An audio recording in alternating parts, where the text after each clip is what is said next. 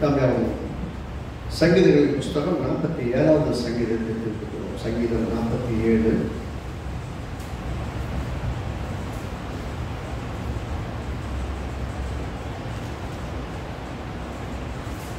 4வது வசனத்தை நாம் யாரும் இணைந்து வாசிக்கலாம். சங்கீதம் 47 4. தமக்கு பிரியமான யாக்கோபின் சிறப்பான தேசத்தை நமக்கு சுதந்திரமாக தெரிந்தளிப்பார். திரும்ப வாசிக்கிறேன். தமக்கு பிரியமான யாக்கோபின் சிறப்பான தேசத்தை நமக்கு சுதந்திரமாக தெரிந்தளிப்பார். இந்த சங்கீதம் 47 பூமியிலே தேவனுடைய ராஜ்யம் எப்படி இருக்கு, தேவன் எப்படிப்பட்டவராய் விளங்குகிறார் என்பதை குறித்து பேசுகிறது. அப்படி பேசும்போது இங்க என்ன சொல்றாரு? தமக்கு பிரியமான யாக்கோபு. நீங்கள் நானும் கர்த்தருக்கு பிரியமா அப்படின்னு கேட்டு நம்ம பிரியம். கர்த்தர் இன்னைக்கும் உங்களை பார்த்தா என்ன சொல்லுவாங்க? உங்களை இன்னைக்கும் உங்கள்கிட்ட நேராக சந்திச்சு உங்களை பேசுற சொல்லி பிரியமே, அப்படி என் பிரியமே, என் ரூபவதியே, உங்ககிட்ட ஒரு மிஸ்டேக் கூட நம்ம 1000 குறைகள் நம்மகிட்ட. அவர் எப்படி பார்ப்பாங்க, மற்றவங்க எப்படி பார்ப்பாங்க? உங்கள்கிட்ட 1000 குறைகள் குறையாத விஷயம் சொல்லுவாங்க. நீங்க பண்ணுற 1000 நன்மைகள் இருக்கும், 1000 நன்மைகளை சொல்லி காட்ட ஆள் இருக்காது, 1000 குறைகளை சொல்லி காட்ட சுற்றி ஆள் இருப்பாங்க. ஆனால் கர்த்தர் மட்டும் இப்போ பார்த்தீங்கன்னா நம்ம பிரியமாக பார்க்கலாம். நம்ம மேலே அவ்வளோ பிரியமா கேட்டவரை என் மேலே அவ்வளோ பிரியமா இருக்காங்கன்னா எவ்வளோ பிரியமானவரை கேட்டீங்கன்னா உயிரை கூட கொடுத்துருக்காரு. அவ்வளவு நேசித்து செஞ்சிருக்கிறேன் அப்படின்னு சொல்லுவார். இங்க சொல்றாரு தமக்கு பிரியமான யாக்கோபின் யாக்கோபு. ஒருவேளை நிறைய பேர் நினைப்பாங்க, எனக்கு நிறைய பிரச்சனை வந்துச்சுன்னா, பாடுகள் வந்துச்சுன்னா, உபத்திரம் வந்துச்சுன்னா கர்த்தர் எவ்வளவு பிரியமாவே இல்லைன்னு நினைச்சோம். வழக்கமாக சிஸ்டம் அப்படி யோசிக்க தோணும். ஏன்னா நம்ம மேலே அன்பு இருந்தால் நமக்கு செய்ய நன்மை செய்வாங்க, நமக்கு உண்மை மேலே நம்ம உண்மையிலே வெறுக்கிறதுனால தான் நமக்கு தீமை செய்கிறாரு அப்படின்னு சொல்லி நம்ம நினைப்போம்.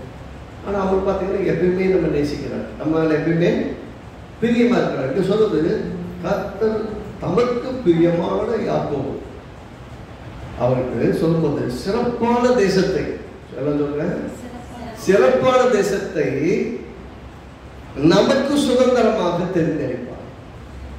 இப்ப யாக்கோபை பார்த்து நமக்கு பிரச்சனை இருந்தாலும் இல்லாவிட்டாலும் நல்லா கவனிக்கணும். நமக்கு பிரச்சனை இருக்கிறதாலும் இருந்தாலும் அவர் நம்ம மேல பிரியமா இல்லைன்னு நம்ம நினைக்க கூடாது. ஏன்னா நமக்கு எப்பயுமே சிறந்ததை தருகிறவர். அதனால வேதத்தில் அவருக்கு ஆளுமையா சொல்லிட்டாரு, உலகத்திலே உங்களுக்கு உபத்திரமும் உண்டு. யாரு? இயேசு சொல்றாரு. உலகத்துல உபத்திரமும் இருக்கு, ஆனால் திடங்கள் இந்த உபத்திரம் படுத்துகிற உலகத்தை நான் ஜெயித்திருக்கிறேன். நான் ஜெயித்தேன்னா எனக்குள்ள நீங்க பிழைச்சிருக்கீங்கன்னா நீங்களும் ஜெயிக்கிறாள் தான் இருக்கீங்க. அவர் பிழைச்சிருக்கிறாருன்னு அர்த்தம் எத்தனை பேர் கொண்டு அவரால் கொண்டு ஒரே குழி வச்சு மூடிட முடியல, இல்லை கல்லறை திறந்து வெளியே வந்தாங்க. நீங்க எவ்வளவு பெரிய ஒரு சொல்ற காலவாய் குழிக்குள் கிடந்தாலும் அங்கே இருந்து உங்களை வெளியே கொண்டு வருன்னு சொல்றாங்க. அப்படின்னா கர்த்தர் உங்களை விடுவிக்க முடியாத இடம் என்று உங்களை வாழ்க்கையில் ஒண்ணுமே கிடையாது. கர்த்தருடைய வல்லமைக்கு முன்பாய் உங்களை அடைத்து வைக்கக்கூடிய எந்த தாழ்பாடுகளும் கிடையாது.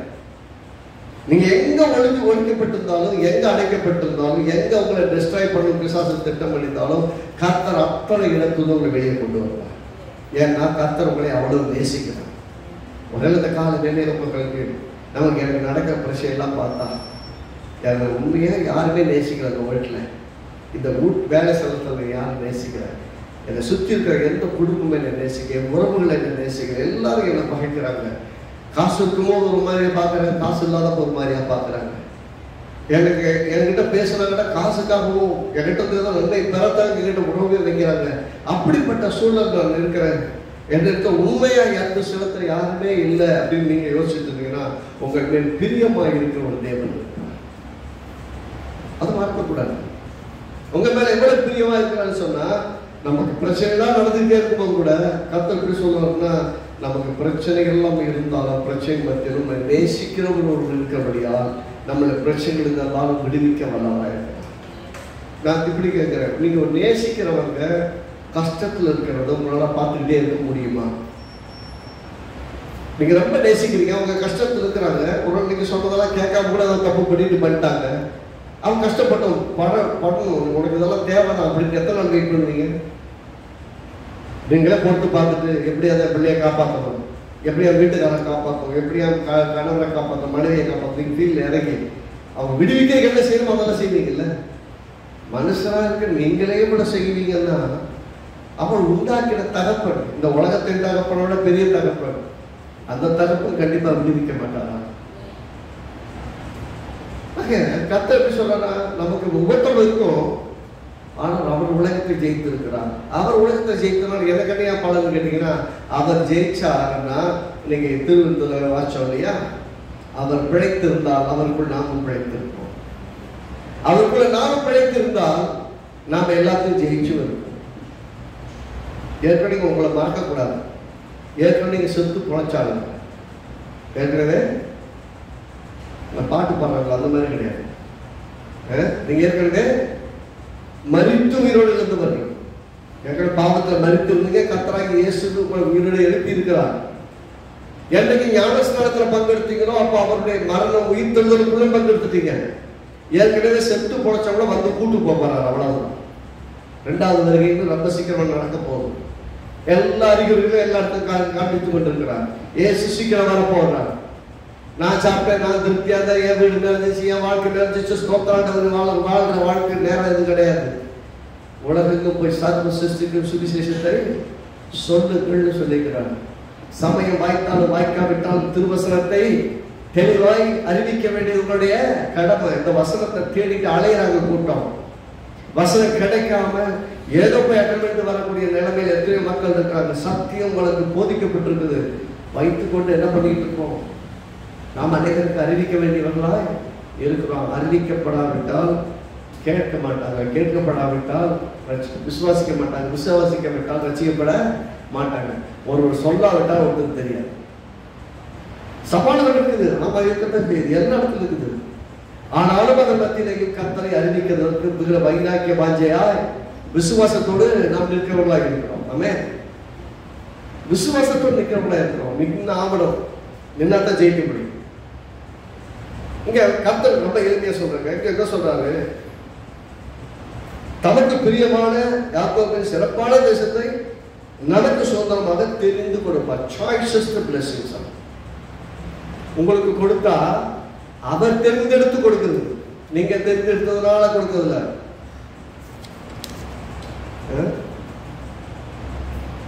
அவர் நம்ம மேல அன்பு வச்சா நமக்கு சிறந்ததை எடுத்து தருவோம். உங்க பிள்ளைகள் மேல நீங்க அன்பு வச்சா சிறந்ததை எடுத்து கொடுப்பீங்க. உங்க கணவன் மேல மனைவி மேல நீங்க அன்பு வைத்தா அவங்க சிறந்ததை எடுத்து கொடுப்பீங்க. எதை கொடுத்தாலும் சிறப்பா கொடுக்கணும். என் பிள்ளைக்கு நல்லா கொடுக்கணும். கர்த்தர் உங்களை அன்பு கொள்கிறபடியா உங்கள் சிறப்பான தேசத்தை தெரிந்தெடுத்து கொடுப்பாருன்னு அர்த்தம். இருக்கிறதுலையே இஸ்ரவேலுக்கு என்ன சொல்றாரு? நான் பார்த்து வைத்ததும் நலமும் விசாலமுமான தேசத்தை, உங்களுக்கு வாக்குப்படிய தேசத்தை நான் உங்களுக்கு கொடுத்தேன். நல்லா கவனிக்கணும். நான் பார்த்து வைத்தது. ஏன் இந்த பூமியிலே இஸ்ரவேல் தேசம் அது மட்டும்தான் ரொம்ப சிறப்பான தேசமா அப்படின்னு கேட்டீங்கன்னா, இஸ்ரவேல் தேசத்தை விளைவிக்கப்பட்ட விளைவுகளை நீங்க பார்த்துருப்பீங்க. இப்போ ரீசெண்டாக கூட அங்கே அப்படி சொட்டு நீர் பாசனத்தின் மூலமாக அங்கே விளையிற பூசணிக்காய், ஒரு பூசணிக்காய் 1 டன் இருக்கும் போது அப்படி முளைக்கும். திராட்சை பழங்களை பார்த்தீங்கன்னா கொலையா அது இது பண்ணது கிடையாது. இரிகேஷன்ல வேற லெவல். அந்த பூமியினுடைய வளம் அங்கே பேரிச்சம்பழம் மற்ற எல்லாமே பார்த்தீங்கன்னா மிக அருமையாய் விளைகிற ஒரு பூமி. பார்த்தா பொட்டல் காடு மாதிரி இருக்கும், தரிசு பூமி மாதிரி இருக்கும், விளைவிக்கப்பட முடியாத இடமா இருக்கும். இன்னைக்கு இஸ்ரவேல் தேசம் இவ்வளவு வல்லமையுள்ள தேசமா இருப்பதற்கு காரணம் என்ன? அங்கே கர்த்தருடைய ஆசீர்வாதம், கர்த்தருடைய பாதுகாப்பு. நான் கேட்கிறேன், இஸ்ரவேல் ஜனங்களுக்கு நான் பார்த்து வைத்ததும் இப்படியா சொல்லுவாங்க? நான் ஒரு இடத்த பார்த்துருக்கேன். நீங்க போறீங்க, ஒரு இடத்த பார்க்குறீங்க, நல்லா இருக்குது, இதை வாங்கி நம்ம பிள்ளை பேர்ல ரெஜிஸ்டர் பண்ணணும்னு ஆசைப்படுறீங்க. என்ன அர்த்தம்? ஒரு நல்ல இடத்த கண்டுபிடிச்சு என் பிள்ளை பேர்ல வாங்கி கொடுக்கணும். ஏன் கொடுக்கணும் ஆசைப்படுறீங்க? அது பிள்ளைக்கு இது வந்து தலைமுறைக்கு சொத்தா இருக்கணும், ஒரு ஆசீர்வாதமா இருக்கணும். நீங்க ஒரு இடத்த தேடி பிடிச்சு பார்த்து நல்லதை பார்த்து தேர்ந்தெடுக்கும் உங்க பிள்ளை கொடுக்கும்போது நான் கேட்க, உங்கள் வாழ்க்கைக்கு தேவையான விசாலமான தேசம் அவர் 20-30 இடத்தை கொடுக்கிறவன் கிடையாது, தேசத்தை கொடுக்கிறவன். நான் பார்த்து வைத்ததும் விசாலமான தேசத்தை, நலமும் விசாலமான தேசத்தை, பாடும் தேடும் ஓடுகிற தேசத்தை நான் உங்களுக்கு கொடுத்தேன் அப்படின்னு சொல்றாரு. ஆனா இந்த தேசத்தை வேறுபாக்க போனவங்க வந்து என்ன சொல்றாங்க? ஐயோ அங்கெல்லாம் போக முடியாது, அதெல்லாம் ராட்சசங்க இருக்காங்க, கொண்டுருவாங்க. ராட்சசங்க இருக்கிறாங்க, அவங்க கொண்டுருவாங்கன்னு பயப்படுறாங்க. இஸ்ரவேல் ஜனங்களை பாருங்க, நான் அதுல ஒரு ஆள் மட்டும் விசுவாசமா பேசுறாரு. என்னாகமத்தின் புஸ்தகத்துல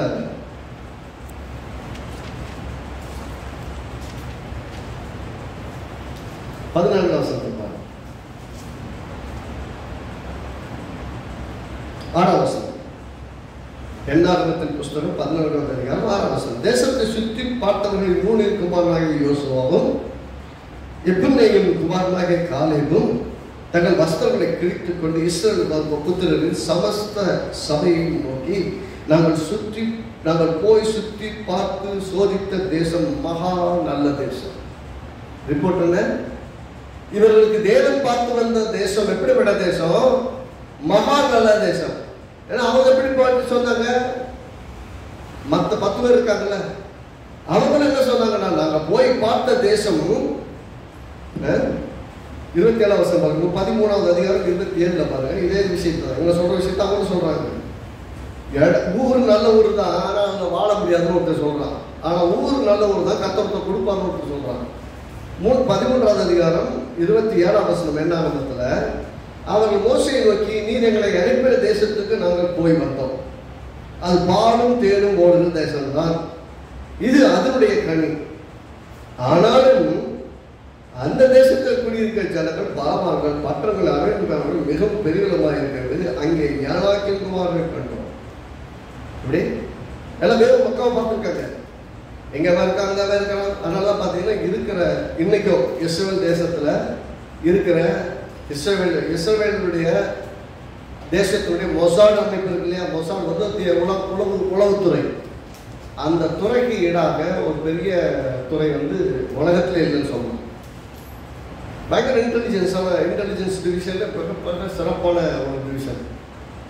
சின்ன தேசம், ஆனால் அவ்வளோ அறிவு கூர்மையாக, அவ்வளவு புத்திசாலிகளாக பயங்கரமான வேலையை செய்கிறாங்க.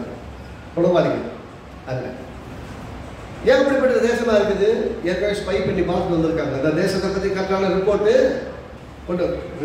கரெக்டான ரிப்போர்ட்டு நல்லா கவனிக்கணும். கர்த்தர் சொன்ன வார்த்தையும் இவங்க சொன்ன வார்த்தையும் மாற்றமே கிடையாது. நான் உங்களுக்கு எப்படிப்பட்ட தேசத்தை பார்த்துங்க, நலமும் விசாலமான பாலும் தேடும் ஓடுகிற தேசத்தை நான் உங்களுக்காக தேர்ந்தெடுத்திருக்கிறேன், நான் அதை உங்களுக்கு கொடுத்தேன். நீங்க போய் என்ன பண்ணணும்? சுதந்திரத்துக்கணும். நீங்க வேலை என்ன, அவன் பார்த்து வச்சுட்டாலும் போய் எடுத்துக்கணும். ஆனா இவங்க என்ன சொல்றாங்க? ஐயோ அங்க போனா செத்து போயிடுவோம், என் பிள்ளைகள் என்ன வருது, நாங்க செத்து போயிடுவோம், எங்களை கொண்டு வாங்க. ஏனாக்கின் குமாரர்கள் ராட்சச பிரதிகள் அங்க இருக்காங்க, நாங்க போக முடியாதுங்கிறாங்க. இவங்க ஒரு கூட்டம். ஆனா விசுவாசம் உள்ள மக்கள் எப்படி சொல்றாங்க பாருங்க. 14வது 14ல 7ஆம் வசனத்துல, இஸ்ரவேல் புத்திரர் சமஸ்த சபையை நோக்கி, நாங்கள் போய் சுற்றி பார்த்த தேசம் மகா நல்ல தேசம். அப்ப கர்த்தர் நமக்கு தெரிந்தெடுத்து கொடுப்பது, அதை சுதந்திரிக்கிறவனுக்கும் சரி, சுதந்திரிக்க மறந்தேன்னு போறவனுக்கும் சரி, கர்த்தர் ஒன்று சொன்னார்னா அது உண்மை அப்படிங்கிறது கரெக்டாக தெரியும். கர்த்தர் நமக்கு கொடுக்குற வாழ்க்கை நல்ல வாழ்க்கை. கர்த்தர் நாம தெரிந்தெடுக்கிறதில்ல, கர்த்தர் நமக்கு தெரிந்தெடுத்து கொடுப்பது. லோத்து ஆபிரகாமோட இருந்தா, ஆபிரகாம் எனக்கு நல்ல ஒரு இடம் பச்சை பசேன்னு அங்க போயிட்டான். நான் பார்த்த நல்ல தேசம்னு போயிட்டான். ஆனா கர்த்தர் சொன்னார், நான் உனக்கு காண்பிக்கும் தேசத்துக்கு போன ஆபிரகாம் சொன்னாரு. அவர் தெரிந்தெடுத்து ஆபிரகாமை அங்கே கொண்டு வந்தார். நல்லா கவனிக்கணும். தெரிந்தெடுத்து தேவன் கொடுத்த தேசம் ஆபிரகாமுக்கு ஆசீர்வாதமா இருந்தது. ஆனா லோத்து தெரிந்தெடுத்து போன தேசம் பாருங்க, மொத்தமா ஓடி வர வேண்டியது. துண்ட காலம், துணியை காணும், எல்லாத்தையும் இழந்து போனார்கள். பாருங்க, நல்லா பாருங்க. அந்த தேசத்தை வாழ்க்கைப்பட போனா அவங்க பிள்ளைகளை கூட திருமணம் செய்து கொடுக்க முடியல. ஏன்னா தேசம் அவ்வளவு பொல்லாத தேசமா இருக்கு.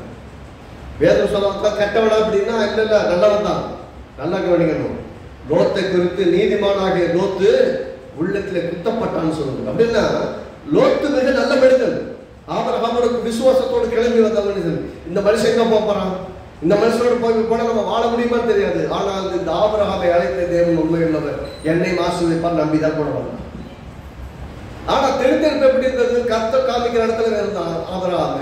இவன் சொல்லிட்டான், நீ கிழக்கு மேற்கு தெற்கு வரைக்கும் எங்க வேணா போய்க்கோ, மிச்சம் நான் வாழ்ந்துக்கிறேன், கர்த்தர் என்னை ஆஸ்வதிக்கிறேன்னு ஆபிரகாம். அவன் தேர்ந்தெடுத்து போனான். அந்த தேசத்தை அவன் வாழ முடியல, ஓடி வர வேண்டிய போச்சு.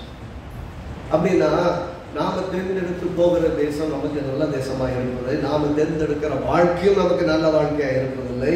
நாம தேர்ந்தெடுக்கிற ஒரு வேலையோ மற்ற காரியம் கூட ரொம்ப நல்லதல்ல. கர்த்தர் பார்த்து நமக்கு ஒண்ணு கொடுத்தா ஆசீர்வாதம். அவர் எப்படி கொடுப்பார்னா தெரிந்தெடுப்பார், தெரிந்தெடுத்து கொடுப்பார். சாய்ஸஸ்ட் பிளெஸிங் சொல்லுங்க, சாய்ஸஸ்ட் பிளெஸிங், தெரிந்தெடுத்து கொடுக்கிற ஆசீர்வாதம். செலக்ட் பண்ணி கொடுப்பார். நமக்கு என்ன கொடுக்குறோமோ அதை செலக்ட் பண்ணி கொடுப்பார். அப்ப செலக்ட் பண்ணி கொடுப்பாரு, விசுவாசிக்கணும். வாலிப பிள்ளை என்ன பண்ணணும்? விசுவாசிக்கணும். என்னது? எனக்கு வாழ்க்கை துணை என்ன நல்லா தெரிந்தெடுத்து அவர் கொடுப்பார். நான் போய் தேடி போய் சுத்தி வாங்கி மாட்டி இங்க உழுது புரண்டிய உள்ள மனமான வேதனைப்படுற விஷயம் கிடையாது. நான் கர்த்தர் நம்ப போறேன். எனக்காக ஒரு நல்ல வாழ்க்கை துணை தேவன் தரும். நான் சொல்றேன், கர்த்தர் ஒரு வாழ்க்கை துணை கொடுத்தா மட்டும்தான் உங்க வாழ்க்கை நல்லா சக்சஸ்ஃபுல்லா இருக்கும். ஒருவேளை வாழ்க்கை துணையோடு இணைஞ்சிட்டீங்க, இன்னைக்கு வாழ்க்கை ரொம்ப மோசமா இருக்குன்னு இப்பயும் கூட கட்டு போகல, இப்பயும் கூட ஆண்டவரே இந்த குடும்பத்தை நீர் உருவாக்கினீங்க, என்னுடைய வாழ்க்கையை நீங்க பொறுப்படுத்திருக்கீங்க, இந்த வாழ்க்கையை நீங்க கொடுத்தீங்க, வாழ்க்கை துணை நீங்க கொடுத்தீங்க, இந்த வீட்டை கட்டுங்க ஆண்டவரே. என்னுடைய உள்ள மனமும் எல்லாம் வேதனைப்படுற எல்லா வேலையும் மாற்றும்படி ஒரு பெரிய அற்புதமான மாற்றத்தை இந்த குடும்பத்துல நீங்க செய்ய ஆண்டவரை நீங்க ஜெபம் பண்ணீங்கன்னா கர்த்தர் உங்கள் ஜெபத்தை கேட்டு உங்கள் குடும்பத்தின் சூழல்களை எல்லாம் மாற்றி உங்களோட விசுவாசத்தில் நடக்கிறவங்களா கர்த்தர் மாற்றுவார். தவறு நடந்து வச்சுதான் வேற விஷயம். ஆனா தெரிஞ்சவை குளத்தவங்களும் கூட சிலர் இருக்காங்க. எப்படிங்க அவங்க ரசிக்கப்படுவாங்க? ரசிக்கப்பட்ட பிள்ளைங்க என்ன ரசிக்கிறாங்க? எப்படிங்க அவர் ரசிக்கப்படுறது? அவரை கர்த்தருக்குள்ள எப்படியாவது நடத்துங்க அப்படி நம்பிதான் போவாங்க. அவங்களுக்கு வசனமும் தெரியாது, வாழ்க்கையும் தெரியாது, வாழ்க்கை பற்றி அர்த்தமும் தெரியாது. இவங்க வாழ்க்கை பற்றி எல்லாம் தெரியும். ரட்சிக்கப்படணும்னா அவங்களுக்கு சுவிசேஷத்தை சொல்லுது. ஒருத்தர் ரட்சிக்கப்படணும், மன திருமணம்னா வாலிப பிள்ளைங்களுக்கு சொல்றதுன்னா அவங்களுக்கு சுவிசேஷத்தை சொல்லுங்க. உங்க வாழ்க்கையை கொடுத்து அவங்களை காப்பாற்ற போறீங்கன்னா உங்களுக்காக உயிரை கொடுத்தவரை பற்றி யோசிங்க. உங்களுக்காக உயிரியை கொடுத்த ஒருத்தர் இருக்கிறாரு, அவர் சொல்றாரு, நான் காண்பிக்கும் தேசத்துக்கு போ. அப்ப அவர் கொடுக்கிற இடத்துக்கு தான் போகணும். அவர் கொடுக்கிற வாழ்க்கை தான் சிறப்பா இருக்கும். யாக்கோபை பத்தி ஒரு நாள் எடுக்கணும். அவர் செலக்ட் பண்ணது எப்படி போச்சு? கர்த்தர் நிறுத்தானா? இல்ல. அது சந்ததி வந்துச்சா? வந்துச்சு. ஈவன் இல்லீகலா நடந்த சில காரியங்களை கூட கர்த்தர் என்ன பண்ணாரு? அந்த வாழ்க்கையை ஆசீர்வாதமா தான் வச்சார். தாவீதுடைய வாழ்க்கையில ஒரு தவறான காரியத்தை செஞ்சான், செஞ்சுட்டு அவன் கணவனையும் கொண்டுட்டான். அதுக்கு தவறான விதத்தில் பிறந்த அந்த முதல் பிள்ளை இறந்து போச்சு. ஆனால் அவளுடைய சந்ததியில பிறந்தவனை தான் தூக்கி சிங்காசனம் கொண்டாட வைக்கிறாங்க. அப்ப நான் என்ன சொல்றோம்? அப்ப இப்படி கெட்டதெல்லாம் அங்கீகரிக்கிறான்னு கிடையாது. கர்த்தர் ஒரு பிள்ளை இழந்தான். அந்த பிள்ளைகளுடைய இடத்துல பிறந்த இன்னொரு பிள்ளையை தூக்கி சாலமோனை தூக்கி சிங்காசனம் கொண்டாடுகிறார் தாவீது. கர்த்தர் உங்களுக்கு ஒருவேளை இழப்புகளை கொண்டிருக்கலாம், ஆனால் கர்த்தர் எப்பயும் உங்களோடு இருக்கிறார், உங்களுக்கு சிறப்பானதை கொடுக்க விரும்புகிறார். அப்படின்னா தேவன் இல்லீகல் அங்கீகரிக்கிறாங்கன்னா தேவன் ஒரு மனுஷனை உண்டாக்கி ஒரு மனுஷியை தான் உண்டாக்கிறார். அல்ல, தேவன் ஒரு மனுஷனுக்கு ஒரு மனுஷத்தை உண்டாக்கினார். அங்க நிறைய மனுஷங்களை உண்டாக்கி கொண்டு கொடுக்கிறார். அவன் சாய்ஸ் பண்ணிட்டான். இங்கமோ என்னவோ பண்ணிக்கிறோம். மனுஷன் வர வர எப்படி ஆயிட்டான்னா, நல்ல யோசிக்க, கர்த்தர் வாழ்ந்த ஆதாமு ஒரு மனைவியோடு வாழ்ந்துட்டு இருந்தான். இன்னைக்கு எப்படி வாழ்ந்தாலும் பரவாயில்லைங்கிற அளவுக்கு மனநிலைக்கு எல்லாம் போயிட்டாங்க. இது கர்த்தர் உண்டு பண்ணதா அப்படின்னா இல்லை, அவங்களுக்கு கன்வீனியன்ட். எந்த ரெஸ்பான்சிபிலிட்டி இல்லாம வாழணும். ஆனா வாழ்க்கையில என்னெல்லாம் அனுபவிக்கிற எல்லாத்தையும் அனுபவிக்கணும். குடும்பம் வேணாம். இது அவர்கள் தேர்ந்தெடுத்து வாழ்கிறது. ஆனா கர்த்தர் தேர்ந்தெடுத்து கொண்ட அப்படின்னு தெரியுமா? both together in responsibility. ரெண்டு பேரும் சேர்ந்து ரெஸ்பான்சிபிளா இருப்பாங்க. ஒரு அழகான குடும்பத்தை கட்டுவாங்க. கர்த்தருக்கு மகிமை உண்டாகும்படி வாழ்வாங்க. பொறுப்பே வேணாம்னு நினைக்கிற ஆள் வாழ்க்கையில நல்ல உயர்வை எதிர்பார்க்கவே முடியாது. நான் சொல்றேன், எந்த ஒரு மனிதன் உயர்ந்து வர விரும்பினால் பொறுப்புகளை ஏற்றுக்கொள்ளக்கூடியவனா இருக்கணும், அதுக்கு அர்ப்பணிக்கிறவனா இருக்கணும், அதுக்காக உழைக்கிறவனா இருக்கணும். அது ஆணா இருந்தாலும் பெண்ணா இருந்தாலும் பிள்ளைகளா இருந்தாலும் நீங்க இன்றைக்கு பொறுப்புகளை எடுக்கவும் அதற்காக உழைக்கவும் அதற்காக நேரத்தை செலவிடவும் ஆயத்தமா இல்லைன்னா உங்களுக்கு ஒரு பெரிய ஆசீர்வாதம் பார்க்கவே முடியாது. நான் கேட்கிறேன், இன்னைக்கு உங்களை பிராக்டிஸ் பண்ணனா எதிர்காலத்தில் உங்களுக்கு கொடுக்கப்படும் உயர்ந்த ஸ்தானத்தை எப்படி அனுபவிக்க போறீங்க? இங்க இவருடைய ஸ்டேட்மெண்ட் பாத்தீங்கன்னா, கர்த்தர் எனக்கு தேர்ந்தெடுத்து கொடுத்த தேசம் மகா நல்ல தேசம். அவனும் சொல்றான், நாங்க போய் பார்த்து வந்த தேசம் நல்ல தேசம் தான். ஆனா அங்க 10 பேர் சொல்றாங்க ராட்சசன் இருக்கிறாங்கன்னு. இவங்க 2 பேர் மட்டும் வேற மாதிரி சொல்றாங்க. எப்படி சொல்றாங்க?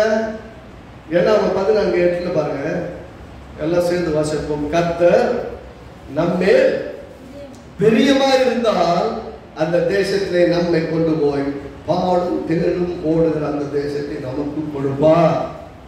ஒரு ஆமென் சொல்லுவோம். ஆமென். எப்படி சொல்றாருன்னா, கர்த்தர் நம்ம பிரியமா இருந்தால் அப்படின்னு என்ன அர்த்தம்? பிரியமா இருந்தால் அப்படின்னா அந்த அர்த்தம் சொல்ற சமயம் நேரம் என்னன்னா, இவையெல்லாம் 10 பேர் விசுவாசிக்கிறாங்க.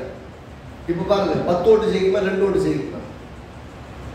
10 ஓட்டு நடக்குது, அதுல 8 ஓட்டு ஒரு பக்கம் வருது, 2 ஓட்டு ஒரு பக்கம் வருது. மெஜாரிட்டி அது 8 ஓட்டு வாங்குறவங்க ஜெயிப்பானா, 2 ஓட்டு வாங்குறவங்க ஜெயிப்பானா?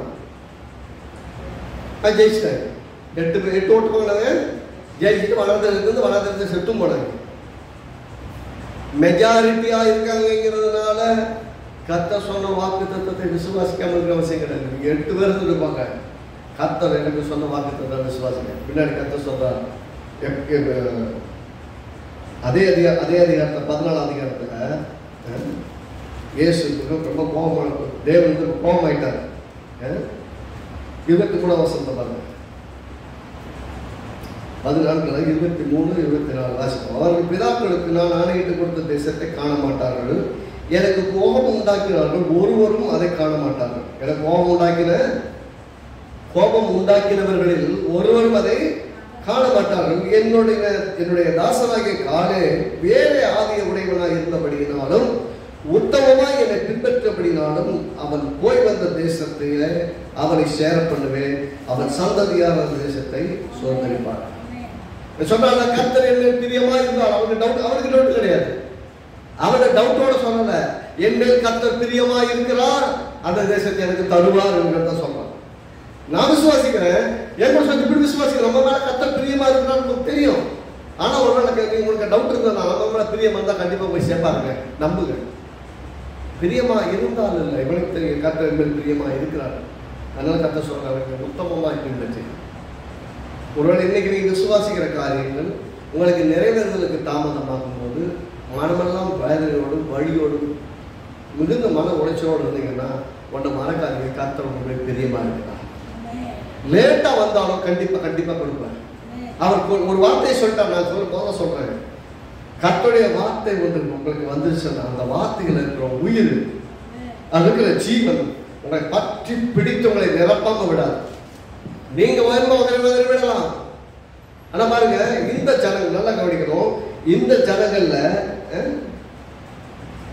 ஜனங்கள்ல விசுவாசியானவர்கள் கூட்டம் இல்ல, அந்த கூட்டத்தை கூட கர்த்தர் எப்படி இருக்க செய்யறாங்க. என்ன விசுவாசியான இவர்களில் ஒருவர் கூட உள்ள போக மாட்டாங்க. ஆனால் எந்த பிள்ளைகள் வாழ்க்கையில வழியில் இழந்துருவாங்கன்னு நினைச்சாங்களோ அவர்கள் போய் அதை சுதந்திரிப்பார்னு சொன்னாங்க. காலேப் மட்டும் போய் சுதந்திரிக்கல, காலேபின் சந்ததியார் மட்டும் போய் சுதந்திரிக்கல. எந்த ஜனங்கள் சொன்னாங்க, எங்க பிள்ளைகளை நாங்க சாக கொடுக்கணுமா, ஆகவே நாங்க எகிப்துக்கு போறோம்னு சொன்னாங்கல்ல. எகிப்துக்கு போறேன்னு சொன்னாங்க. இந்த வனாந்தரத்தை செத்தாலும் பரவாயில்லைன்னு சாப பேசுறவங்கல்ல ஒருத்தன் கூட விடல. இன்னைக்கு விசுவாசிகளுக்கு சொல்றேன், நீங்கள் உண்மையிலே ஜீவுள்ள தேவனை விசுவாசிகள் தான், ஜீவுள்ள தேவனை போலவே உண்டாக்கப்பட்டவர்களா இருந்தால் உங்கள் வாயில் உச்சரிக்கும் ஒவ்வொரு வார்த்தையிலும் ஜீவன் இருக்கிறது.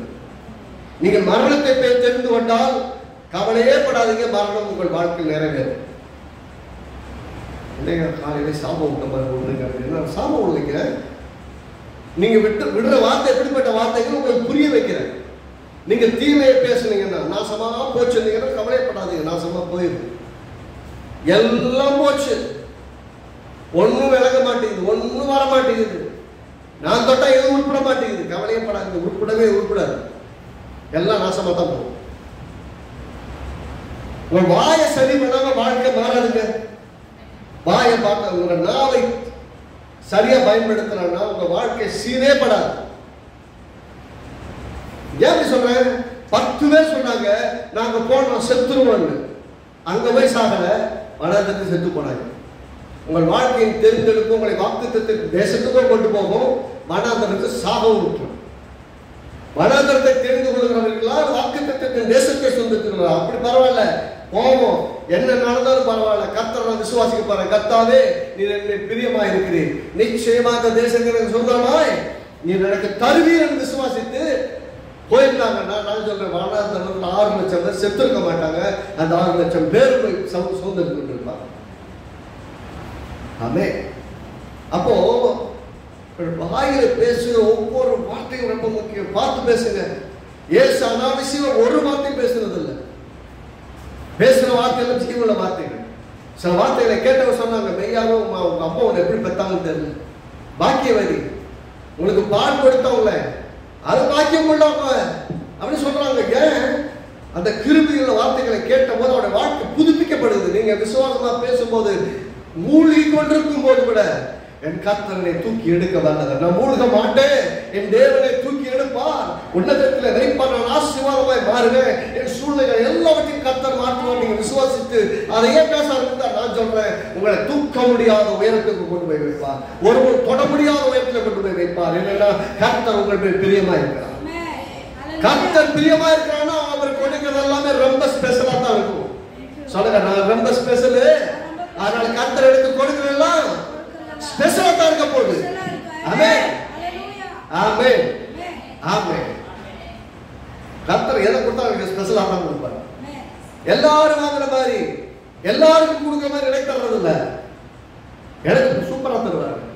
அதை விசுவாசிக்க ஆரம்பிங்க, அதை பேச ஆரம்பிங்க. கையில ஒரு பைசா இல்லாத போதும் எப்படி பேசணும்னா, நான் இப்போது இருப்பதை விட 1000 மடங்கு பெறுகிறேன். என் கர்த்தருக்கு பெருக்கத்தின் தேவன் என்னுடைய குறைகளை எல்லாம் நிறைவாக்குவார். நான் கீழாக இருப்பதில்லை, மேலாக இருப்பேன், வாழாக இருப்பதில்லை, தலையாக இருப்பேன். நான் கொடுக்கிற ஆளா இருப்பேன், வாங்குற ஆளா இருக்க போறதில்லை. இன்னைக்கு கடனே வாங்கி கொண்டிருந்தாலும், கடல்ல சிக்கி கொண்டிருந்தாலும், இல்ல இல்ல என் கர்த்தரால் இதை எல்லாவற்றையும் வைப்போட் பண்ண முடியும். நான் மேல வருவேன், நான் உயருவேன். என் உயர்வை தடுக்க முடியாது. இந்த கடனோ, இந்த பிரச்சனையோ, இந்த பலவீனமோ, இந்த நோய்களோ என்னை மட்டுப்படுத்தி கீழே வைக்க முடியாது. ஆமென். நான் ஜெயிக்க படுத்திருக்கேன். சொல்லுங்க, ஜெயிக்க படுத்திருக்கேன். தோக்கவே நான் விரும்பல. என் தேவன் முற்றும் செய்யப்படுகிறார். நானும் அவருக்கு ஜெயித்துக் கொண்டே இருப்பேன். ஆமென். அதுதான் டிக்ளரேஷன், அதுதான் விசுவாசம், அதுதான் வார்த்தை, அதுதான் பேச்சு. ஒரு நாள் இன்னைக்கு எல்லாத்தையும் இழந்து போயிட்டு ஒண்ணுமே வண்டியில் என்னால முடியலாண்டவரே நின்றுட்டு இருந்தீங்கனாலும் இப்பையும் கர்த்தருடைய ஆவியானவர் சொல்கிறார், அவர் உண்மை பிரியமா இருக்கிறார். ஆகவே உங்களுக்கு சிறப்பானதை தெரிந்தெடுத்துக் கொடுப்பார். அதை எதிர்பார்க்க டெய்லி ஜெபத்தை சொல்றாண்டவரே, எல்லாத்துலயும் பெஸ்டா எனக்கு தருவீங்க. இன்னைக்கு நம்ம சுத்தி இருக்க உறவுகள் எல்லாம் நல்லா இருக்கிறத பாக்குறீங்களா? அவங்கள மாதிரி நான் இல்லையே இப்படி உங்களாக்கீங்களா? விசுவாசிக்க ஆரம்பிக்கிறேன். ஆண்டவரே, இவர்கள் எல்லாரும் இன்றைக்கு பணத்துக்கு பொருள் ஒரு நல்லா இருந்துட்டு நிறைய வச்சிருக்காங்க நினைக்க பார்க்கும்போது எனக்கு அப்படி இல்லையேன்னு ஒரு நாள் யோசிக்கலாம். ஆனால் இவர்கள் எல்லாரும் வைத்திருப்பதை விட மிக விலையேற பெற்றவையும் சிறப்பானதையும் ஆசீர்வாதமானதையும் எனக்கு தருவி. இதே ஜனங்கள் என்னை பார்த்து பிரமிப்பார்கள்.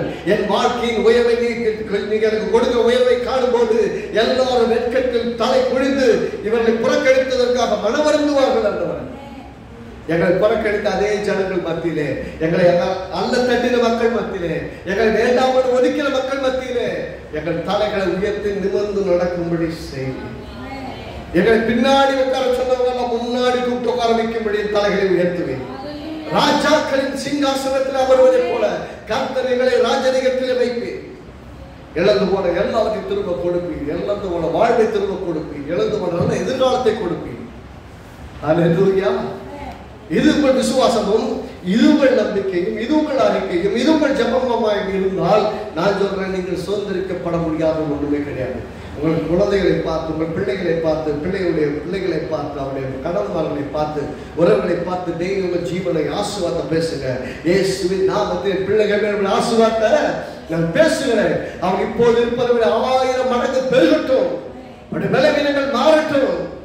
எல்லா குடும்பம் கட்டப்படட்டும். குழப்பங்கள் நீக்கட்டும். பிசாசின் கிரிகள் இயேசுவின் நாமத்தை அழியட்டும் என்று கட்டளை கொடுங்கள். உங்க வீட்டை கர்த்தர் தேவ பரலோகத்தை மாதிரி மாத்திடுவார். பரலோகம் மாதிரி மாறு சொல்ல, தேவலோகம் மாதிரி இருக்கிறதுக்கு அப்படிம்பாங்களா, அந்த மாதிரி ஆயிடுவாங்க. வாயை தவிர நீங்க பேசுறது இல்லை. பலவீனத்தின் பிரச்சனைகளை பேசி பேசி பேசி பேசி அதுக்கு உயிர் கொடுத்துட்டு இருக்கீங்க. பிரச்சனைகளுக்கு உயிர் கொடுக்காதீங்க. தேவனுடைய வார்த்தைக்கு உயிரை கொடுங்க. அது உயிர் எப்படி கொடுக்க முடியும்? தேவனுடைய வார்த்தை எப்படி? நீங்க பேசுகிற வரைக்கும் அந்த வார்த்தை ரேமாவாக மட்டும்தான். பேசப்பட்ட வார்த்தை, கர்த்தர் சொன்ன வாக்குத்தத்தம் உங்கள் வாயிலிருந்து புறப்படாத வரையும் அது செயலிழந்து வார்த்தாங்க. கர்த்தருடைய வார்த்தை செயலிழந்து போவோம், நாம செயலிழந்து போவோம். எப்படி செயலிழக்க பண்ண முடியும்? கர்த்தர் சொல்லுங்க, பிரியமான தேசம் பார்த்தாங்க, ரொம்ப நல்ல தேசம், ஆமா நல்ல தேசம் தான் 10 பேர் சொன்னாங்க. இன்னொருத்தர் நல்ல தேசம், அந்த தேசம் மகா நல்ல தேசம்னு சொன்னாங்க. ஆனா யார் சுதந்திரித்தாங்கன்னா அதை விசுவாசமாய் அறிக்கை செய்த, அதை சுதந்திரிப்பேன் சொன்னவங்க தான் சுதந்திரித்தாங்க, மற்றவங்க இழந்து போயிட்டாங்க. கர்த்தர் நமக்கு முன்னாடி எல்லாத்தையும் வச்சிருக்காரு. மரணத்தையும் ஜீவனையும் ஆசீர்வாதத்தையும் சாபத்தையும் நன்மையும் தீமையும் வைத்திருக்கிறார். எதை தெரிந்தெடுக்கிறீர்களோ அதை வாழ்வீர்கள். அது அடிப்படை என்னன்னா, கர்த்தர் நமக்கு சிறப்பானதை தான் தெரிந்தெடுத்து வைத்திருக்கிறார். இதுல குழப்பமே வேண்டாம். இனிமேல் உங்களுக்கு ஏதோ பார்த்து வைக்கப்பட்டதில்லை. ஏனென்றால் இயேசு 2000 வருஷங்களுக்கு முன்பாகத்தான் வந்து சிலுவையிலே ரத்தத்தை சிந்தி மரித்தார். ஆனா வேதம் சொல்றது உலக தோற்றத்துக்கு முன்பாகவே அளிக்கப்பட்ட ஆட்டுக்குட்டி. அவர் எப்ப பிளான் பண்ணார்னா, உலகத்துல ஒரு உயிரை கூட உண்டாக்குவதற்கு முன்பாகவே தேவன் அவரை திட்டமிட்டார். நான் கேட்கிறேன், அவருக்குள்ள உங்க மீட்பையும் திட்டம் பண்ணியிருந்தார்ல, அவருக்குள்ளதான் நீங்க மீட்கப்பட்டிருக்கீங்க. அப்படின்னா உங்க வாழ்க்கையின் எல்லா எதிர்காலம் கடைசி நிமிஷம் உங்கள் சந்ததி வரைக்கும் அவர் திட்டம் போடாமல் இருப்பாரா? நான் சொல்றேங்க, ஆபிரகாமை அவர் திட்டமிடும் போதே, அழைத்த போதே, ஆபிரகாமுக்குள் இயேசுவை திட்டமிட்ட போதே, இயேசு கிறிஸ்து உங்களை ரட்சிக்கும் போதே இது எல்லாவற்றையும் பூர்வத்திலேயே திட்டமிட்டு விட்டார். நாம பிறந்ததுக்கு அப்புறம் இந்த பிள்ளைக்கு என்ன பண்ணலாம் நம்ம யோசிச்சுட்டு இருக்கோம். நாமெல்லாம் பிறந்ததுக்கு முன்னாடி உங்க பிள்ளைகளுக்கு என்ன செய்யணும் அவர் முன்னாடி யோசிச்சு வச்சிருக்கிறார். நீங்க யோசிக்கிறதுக்கு மேல யோசிச்சு அந்த பிள்ளைகள் என்ன பண்ணணும்? பிடிக்காது, ஆனா கர்த்தர் கூட நடத்தணும். கர்த்தர் அறிகிற அறிவுக்குள்ள நடத்தணும். ஒருவேளை வரலையா, போராட்டம் பண்ணிட்டு இருக்காங்களா, பரவாயில்ல, எப்படியா பாப்பா பாடுறாங்க இருக்குது இல்ல, அவருக்கு தினமும் ஜெபம் பண்ண, ஆண்டவரே போய் சந்திக்க உதவி செய்யுங்க.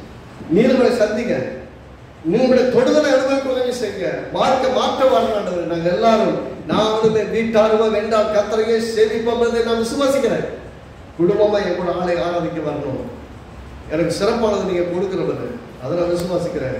நீங்க தெரிஞ்செடுத்து எனக்கு கொடுக்க அனுமதிக்கு காத்து போட்டிருக்கிறேன். நம்ம காத்து போட்டிருக்கிறேன். அறிக்கையிடுங்க, டெய்லி அதை பேசுங்க, ஜீவனை பேசுங்க, ஆசீர்வாதத்தை பேசுங்க. நீங்க பேசுனா கண்டிப்பா சொன்னதுக்கு கொள்வீங்க. ஆமே. கர்த்தர் சொல்லுங்க, கர்த்தர் நமக்கு பிரியமான யாக்கோபுடைய சிறப்பான சுதந்திரத்தை எனக்கு தெரிந்தளிப்பார். சாய்ஸஸ்ட் பிளஸிங்கை கொடுப்பார். ஆமே ஆமே ஆமே. விசுவாசத்தோடு இருப்பார். அதை கற்றுக்கொள்வோம். கர்த்தர் நல்லவர், கர்த்தர் நல்லவர்.